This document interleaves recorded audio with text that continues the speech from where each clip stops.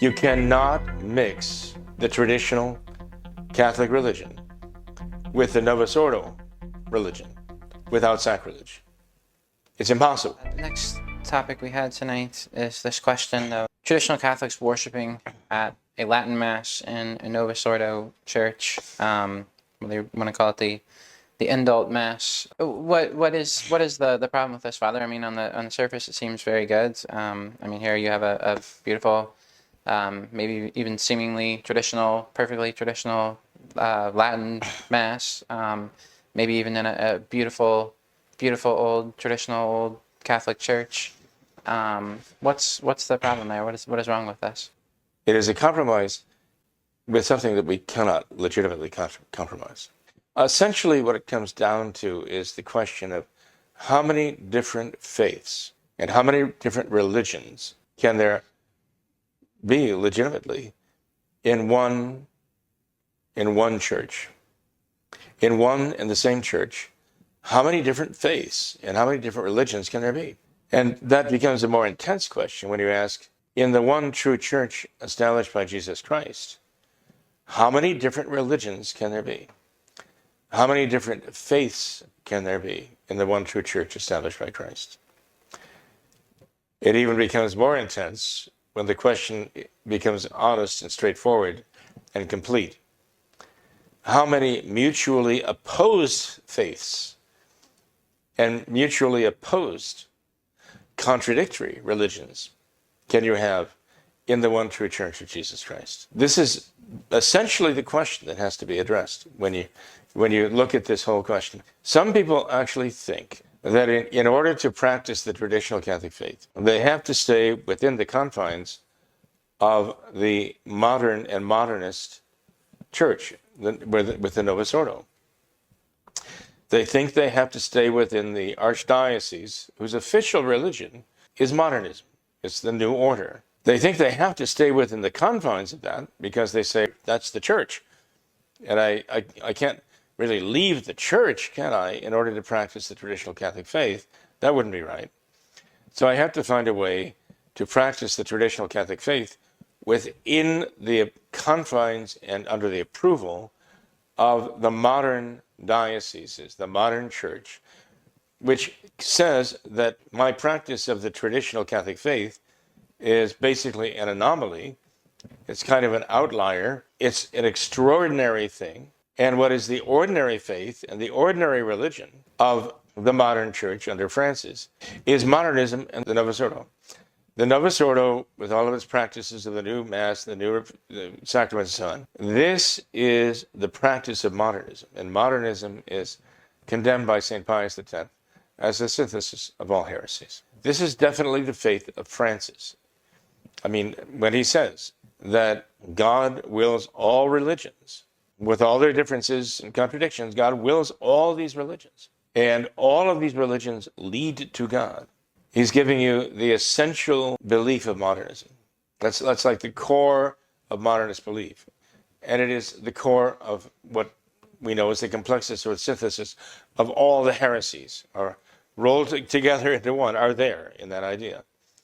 Because you look at all the different religions and all the heresies are there. They're all counted there.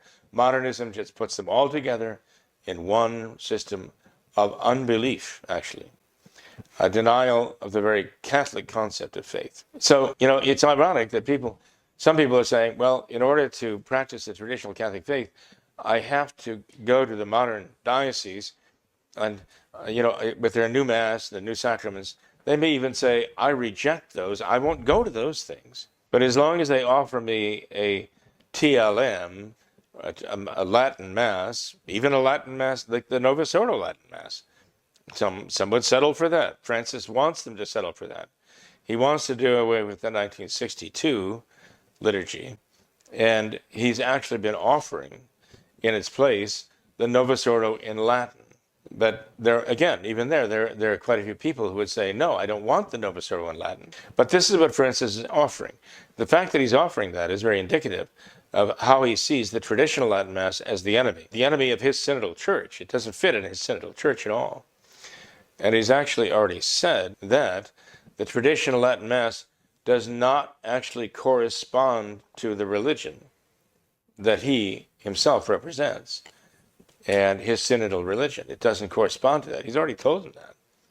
But people still insist, well, in order to be in the church, I've got to find a way to practice traditional Catholicism within the confines of the Novus Ordo and with the approval of the local New Order bishop appointed by Francis and approved by Francis. I've got to do this. But you notice the consequences of this. There are very practical consequences as well as theoretical consequences, which are even worse. Practical consequences. When you go into the diocese, in a diocesan church under the control of the diocese, to try to practice your traditional Catholic faith by just kind of, in a sense, going in when they're having a Latin Mass of some species and then leaving afterwards, you're basically turning a blind eye to everything else that's going on, not only in the diocese, but in that church. If they're saying the new Mass in that church, then you are actually part of the sacrilege, inevitably. I mean, you're just part of a sacrilege. Even if you walk in with blinders on and walk out with blinders in, and 45 minutes to an hour later, you're part of a sacrilege. Why so? Well, if they're saying the new Mass, for example, locally here, we have Old St. Mary's, okay?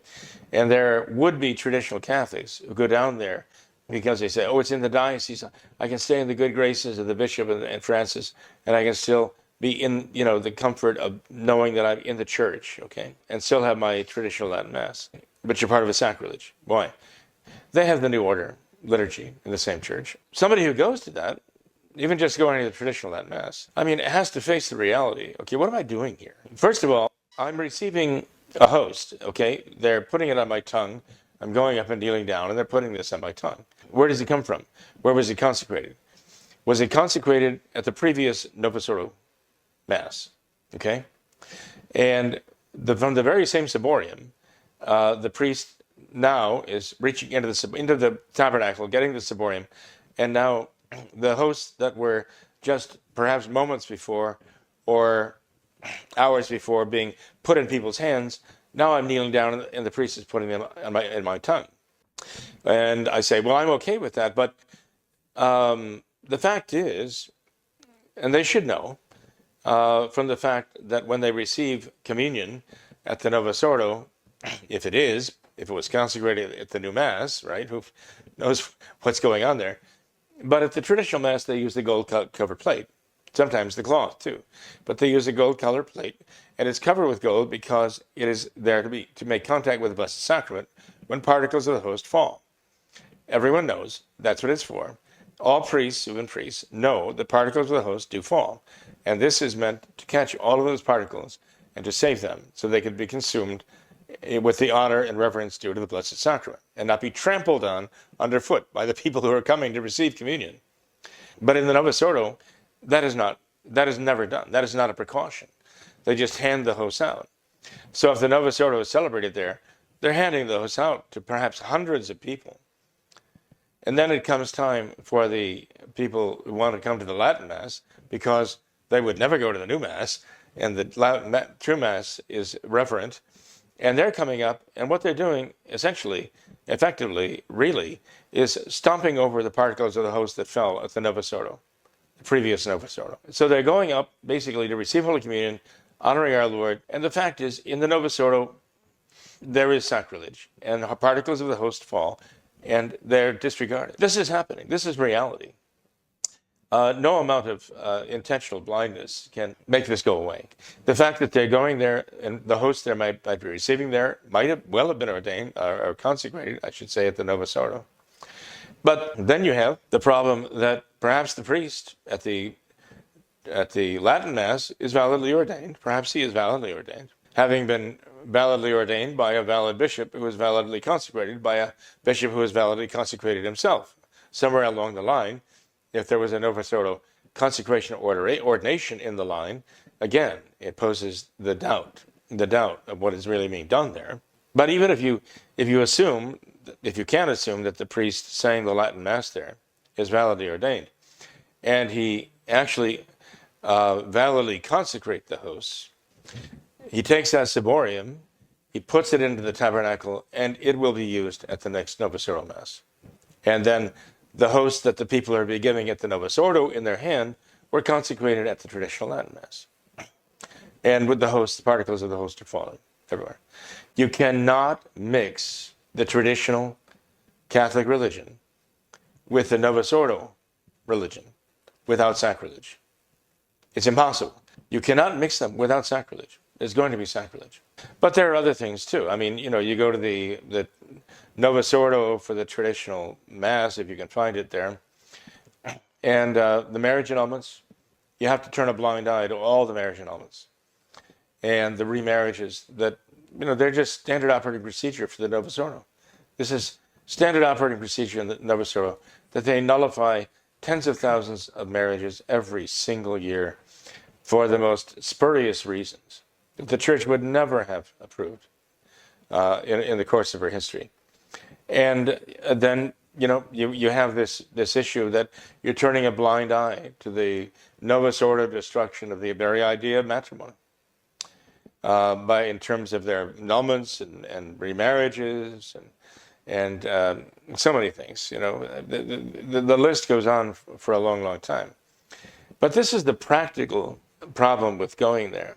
But there's something even more fundamental, and this is basically the thing that really, really gets back to the question that I asked at the beginning. If you talk to a lot of the people who go to the diocese for a traditional Latin Mass, you would find that they will protest that they realize that the Novus Ordo is actually a different religion. And they are against modernism. I would say if you ask them, you'd find that most of them agree that modernism has infected the modern church.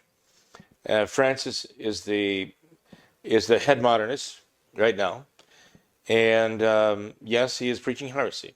And I think they'll agree with that, most of them, if they know anything, they really pay attention. I think they would agree that the Novus Ordo religion is not something that they would accept. They actually reject it. They will say, well, I won't go to the new Mass. I want the traditional Mass and the traditional sacraments. That's what I'm going to go to exclusively. And if you ask them why, some of them at least, if not most of them, would tell you, well, the Novus Ordo is a different religion. If you ask them if the new Mass and the new sacraments are Catholicism, if they're Catholic Mass and Catholic sacraments, many of them would say, no, they are not the Catholic Mass and they're not the Catholic sacraments. And that's why I will not go to them. That's why I go to the traditional Latin Mass. And that's why I insist on receiving only the traditional sacraments. What they're saying essentially is this, okay, I'm going to a church, which I'm saying is the Catholic Church, even though its official religion and its official faith is not Catholicism. But it is the Catholic Church, and that's why I have to go to it, in order to practice the real Catholic faith and go to the real Catholic Mass. Inevitably, it poses the question, well, how many different opposite religions can you have in the one true church? That's a very, very serious question that they are necessarily raising. It is inevitable, it is unavoidable that they are posing that very question. And often when you pose it to them, they will not answer it. They refuse to answer the question because they know. I cannot say, yes, the one true church contains the one true faith and the true sacraments, but at the same time professing modernism and its Novus Ordo religion. And it's all part of the one true Church of Christ, as though there are two different opposite faiths and two different opposite religions in the same church that Christ established. They realize you can't say that. And so they simply often don't answer it. Because they don't want to answer it, not for you, but for themselves. They don't want to answer it. I've even had some people say, well, you're trying to trick me. I'm not trying to trick you. I'm just asking a very honest question. How many different religions, how many different faiths can you have in the same religion? Well, Tom, here's the problem, okay? By doing what they're doing and going to the Novus Ordo diocese to find the traditional Latin Mass that the Novus Ordo is offering, they're actually conceding the first principle of modernism. Because, as Francis says, God wills all religions. He wills all these different faiths. He wills, and all these religions lead to God. And the first principle of modernism, the ecumenical idea, is that you can have multiple faiths in the same religion. You can have multiple religions in the same church. This is a bedrock principle of modernism.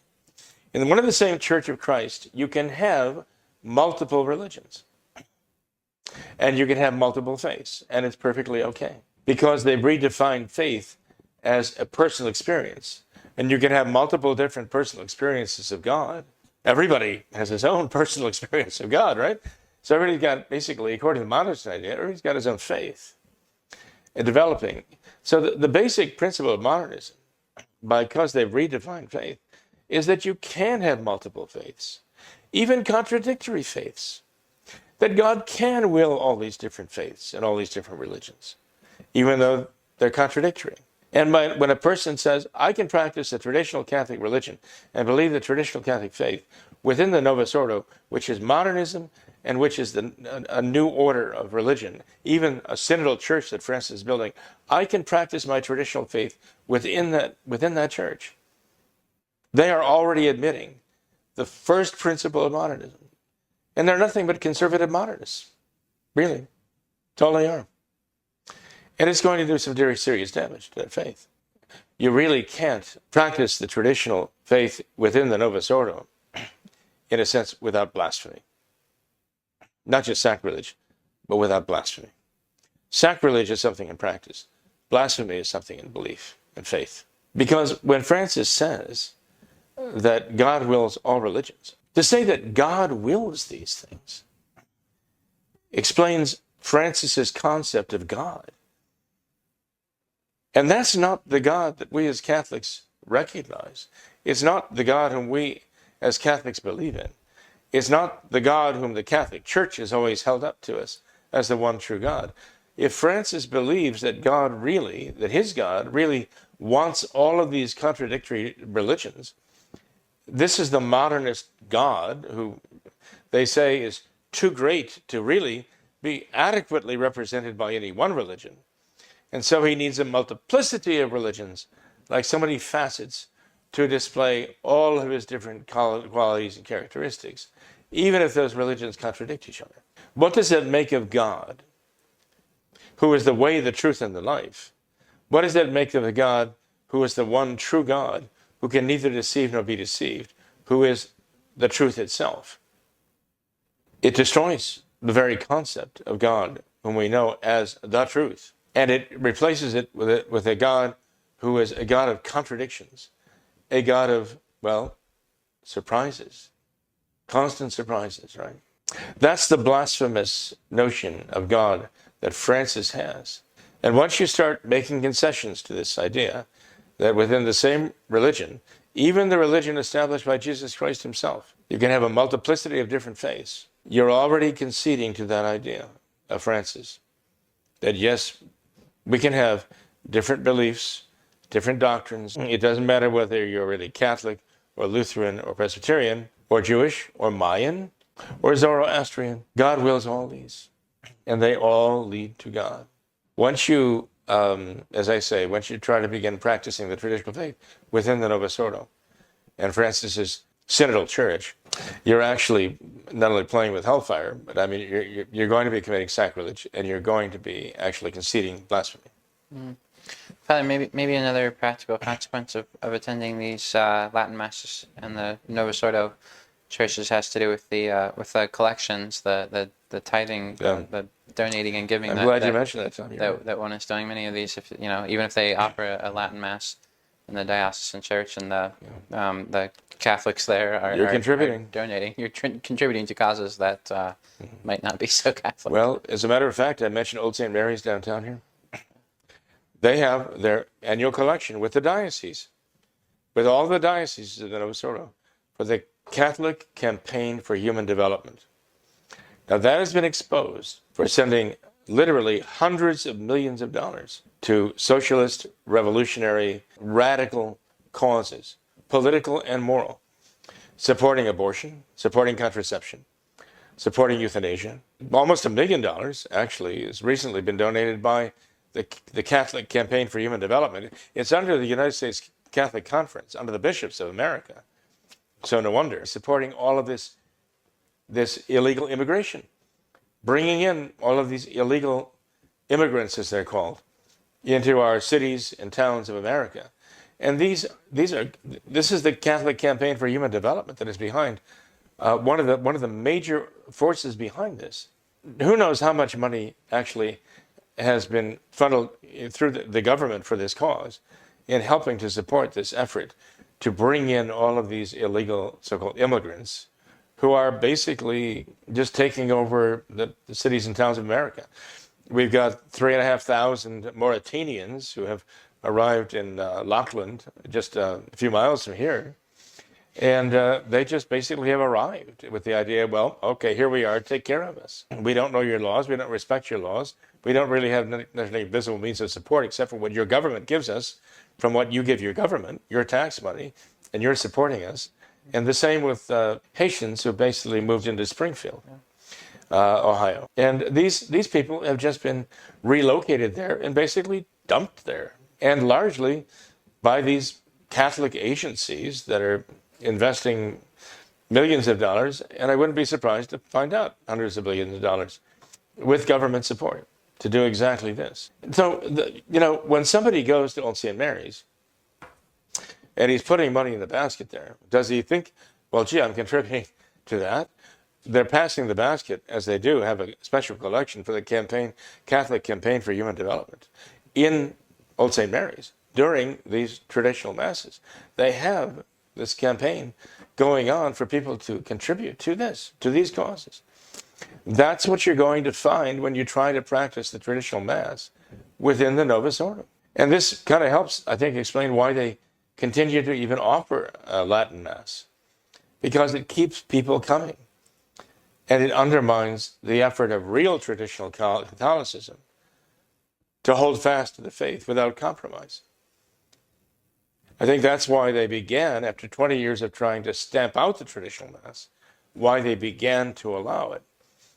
And they found that it was a very, very profitable tactic because it kept people within the Novus Ordo, the orbit of the Novus Ordo. Yeah.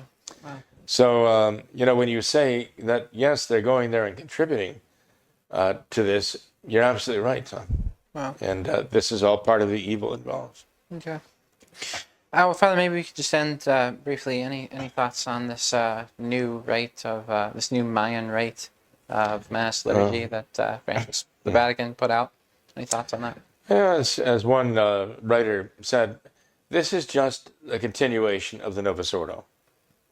He was saying, look, this is nothing new in the sense that this was all forecast when the Novus Ordo came out.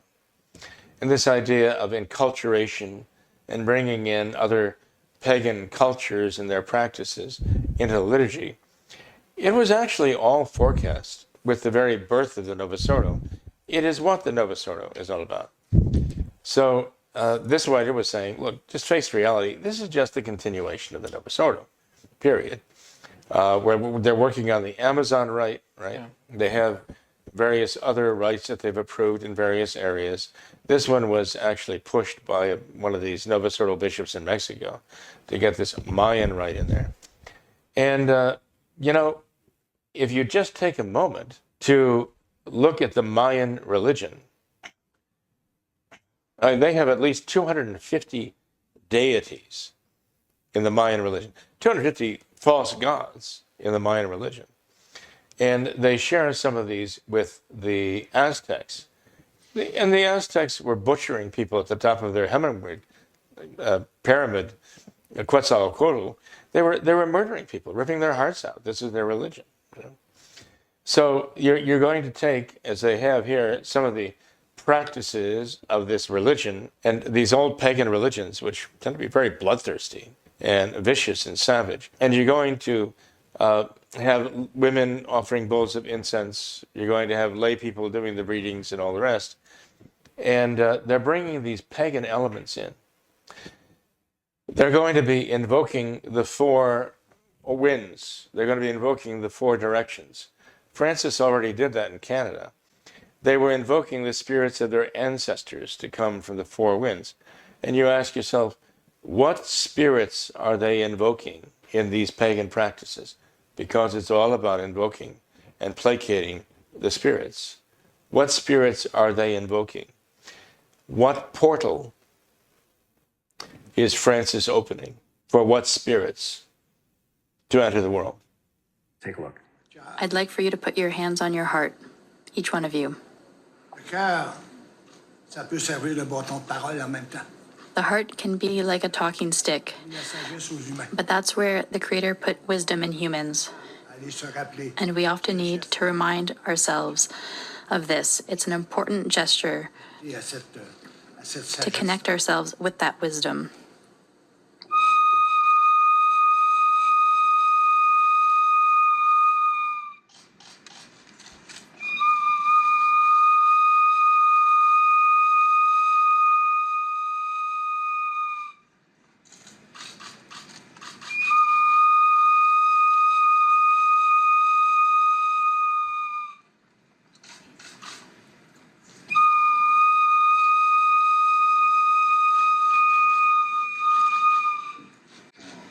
Now, after that part is over, comes probably the most concerning part. And that is where, at the end of this ceremony, after having the directions opened, so that they could access them, calls on one of the directions, he calls the grandmother to basically open the spirit world to them so that the circle of spirits can join them there. Very concerning indeed. Sounds very pagan, almost like witchcraft. Have a watch for yourself. Demande à la grand-mère de l'Ouest I asked the Western grandmother de rendre accès aux to give us sacrés en haut access des esprits. to the sacred circle of spirits Joignent avec nous.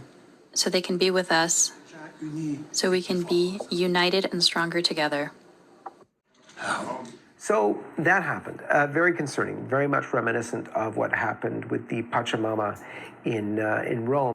There are rites that you go through to invoke Satan, begging him to possess you. There are actual rituals you go through to do that. And basically, these are all taken from pagan rituals. And so Francis is incorporating these now. And this is, again, the ground floor of the Novus Ordo. To invoke these by inculturation, to bring these pagan practices of worship into the Catholic, into what should be Catholic, to replace the Catholic faith, to get Catholics who think they're Catholics and want to be Catholics, actually worshiping these pagan ceremonies. And you really have to ask yourself, what evil spirits is he invoking? And what portal is he opening to let them into this world? It's all part of the welcoming of the Antichrist, preparing the world for his advent. Francis is a major element in all of this. When I was in the seminary in Rome, when I was at the Angelicum, we were told that the New Order liturgy that had just come out, really, was only the second step. It was the second phase in a 5-phase program. That the Novus Ordo liturgy that people ordinarily think of as the New Order, Mass, was just the second step of a 5-phase program. If this, bringing all this so-called, by reason of enculturation, or under the guise of enculturation, bringing pagan practices and pagan invocations in, and getting the Catholic people to actually partake of these incantations, as Francis himself did publicly before the world in Canada. Is that the third phase? Is that the fourth phase? I don't know. What's the fifth phase?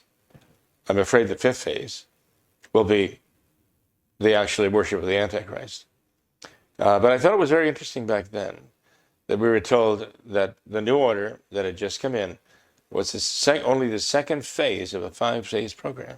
And it awakened, I think, in all of us, what in the world, where is this going, and what is the fifth phase going to be? Because the fifth phase is what it's all about. The second, third, and fourth were just steps toward the fifth phase. That was the ultimate goal. Francis's synodal church is a major step in this direction. And it might be the third phase. What comes afterwards is not good. So In other words, Tom, yes, the Mayan liturgy is part of this process of paganization. Francis himself, as a modernist, actually is a neo-pagan. Modernism and neo-paganism really converge. In his fawning, what should I say, confidence in the indigenous pagan practices, being somehow in contact with God and experiencing their gods, so on. He's trying to awaken somewhat these same gods and belief in these same gods. And they were vicious and they were savage and they were child murderers and bloodthirsty. And he's invoking them. And he's teaching others to invoke them too. This neo-paganism, which is nothing but modern paganism with a philosophical overlay of modernism, this is much more dangerous than the ancient paganism that the Catholic faith overcame. And it also harmonizes perfectly with Francis's Marxist beliefs. There actually have been academics who said that the problem with Marxism as a philosophy is that in order to be universally accepted by mankind, it has to somehow be joined with a religion. There has to be a religion of Marxism. And they've come out and said neo-paganism is the perfect religion of Marxism. It's like modernism is the faith of the modern church. And the Novus Ordo is its religion, its practice. And so these academics were saying, well, when you get to Marxism as a philosophy, that's the faith of the modern era, the future world. And its religion, the practice of that, will be neo-paganism. That's what they're forecasting. Francis is a very, very good representative of that horrible nightmare, that they're proposing for the world.